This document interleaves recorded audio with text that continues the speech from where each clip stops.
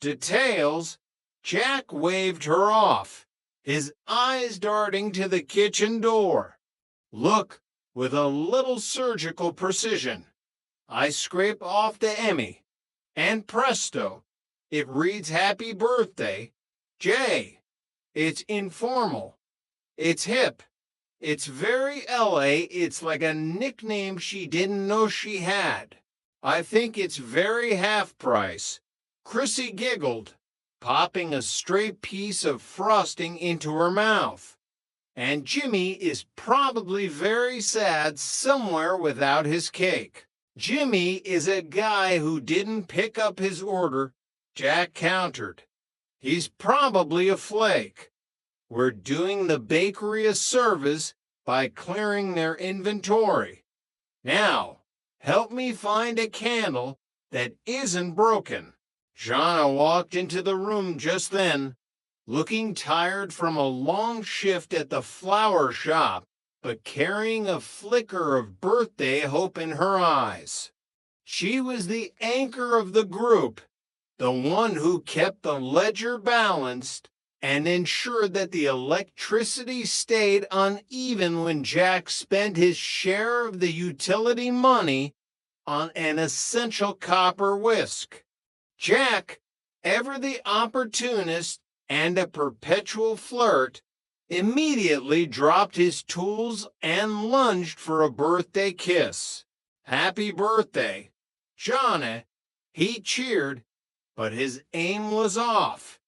In the ensuing scramble, his oversized 70s medallion, heavy brass sunburst became hopelessly snagged in Jeanette's dark curls. Ow! Jack, watch it. You're scalping me. Jeanette cried, half laughing and half annoyed as they performed a clumsy, tethered dance of entanglement in the middle of the kitchen. Sorry, kid, it's the magnetism, Jack joked, finally freeing himself after nearly taking out a shelf of spice jars. I've got a dinner plan that will make you forget every wilted rose in the city. A 5-course meal, or at least 3 courses and a very fancy appetizer. The moment of domestic warmth was punctured by a sharp, rhythmic pounding on the front door. It was a knock that belonged to only one man, Stanley Roper. It was the knock of a man who owned the bricks and intended to remind you of it. When Jack opened the door, he found the landlord standing there, looking uncharacteristically shifty.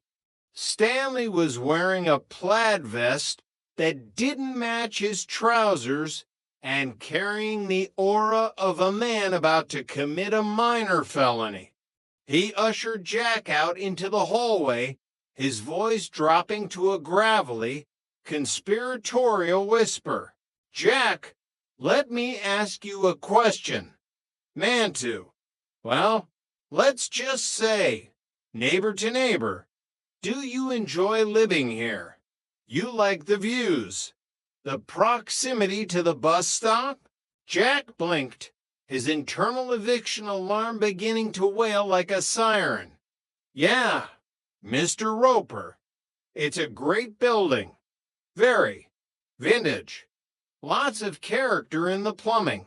Good, good, Stanley said, peering over Jack's shoulder into the apartment with a squint of suspicion. I was wondering, did you ever take out a girl before? I mean, I know you fellas have your own interests, your own little club, but is it against the rules to go to a ball game, or dancing, or to do whatever it is you people do when you're not decorating? Jack bit his lip hard to keep from laughing. The lifestyle charade was his shield, but sometimes it felt like a very heavy one. I think I could manage a night out with a girl, Mr. Roper, for the sake of neighborly relations and world peace. Terrific, because I wouldn't want you to do anything that goes against your religion, Stanley said, choosing his words carefully as if navigating a minefield. I have a niece visiting, Karen. She's driving Helen crazy, and quite frankly, she's putting a serious dent in my afternoon nap time. I want you to take her out tonight. Show her the town. Somewhere quiet. Somewhere safe. Jack started to decline. Mr. Roper, I'd love to, really, but it's Jeanette's birthday. We have a whole evening planned, a special cake, a dinner.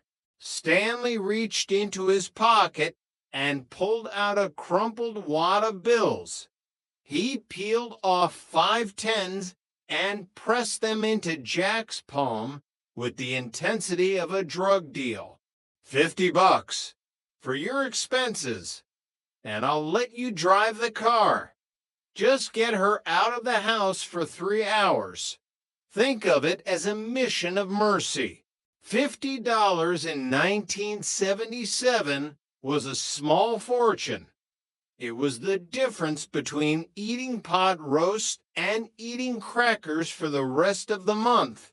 It was rent security. It was a new set of chef's knives. Jack's loyalty to Jeanette's birthday began to waver, and the final blow came when Karen stepped into the hallway. She was not what Jack had expected. Based on Stanley's genes and personality, he had envisioned someone with a permanent scowl, sensible orthopedic shoes, and a passion for crochet. Instead, Karen was a vision of New York sophistication, blonde, radiant, and wearing a dress that seemed to be held together by little more than sheer confidence and the laws of physics. Karen, Stanley said, "This is Jack. He's harmless. He's a student. He's going to show you the town." Jack's jaw practically hit the shag carpet. His eyes glazed over as his brain struggled to reconcile the $50 with the woman standing before him. "Okay," he stammered, his voice jumping an octave. "Let's go. Right now. Immediately. Jonna won't mind. She's very understanding. It's her birthday. She's feeling generous."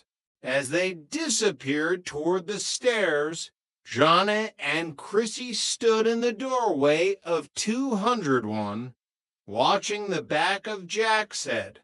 The Jimmy cake sat forlornly on the counter, its neon frosting beginning to sag. The birthday dinner was dead in the water, replaced by the bitter sting of a roommate who had been bought for 50 pieces of silver and a ride in a Chevy Nova. Chapter 3, The Secret Fugitive of Apartment 201. The fallout from the Karen incident had been managed with Jack's typical clumsy grace. He had returned from the date with a sheepish grin and a heavy conscience. He spent the $50 not on himself, but on buying back a sentimental cameo necklace that Jonna had pawned months ago to cover the rent when Jack had invested in a broken moped. It was a gesture so pure that Jonna couldn't stay mad, even if the Jimmy cake had eventually ended up as a sticky mess in the trash. However, the peace in apartment 201 was always a fleeting thing, a fragile truce between 3 very different personalities. A few days later, a new crisis arrived in the form of a cardboard box and a very persistent scratching sound. Jack had returned from a visit to his friend Larry Dallas. Larry was a man whose occupation was used car salesman and whose hobby was avoiding responsibility at all costs.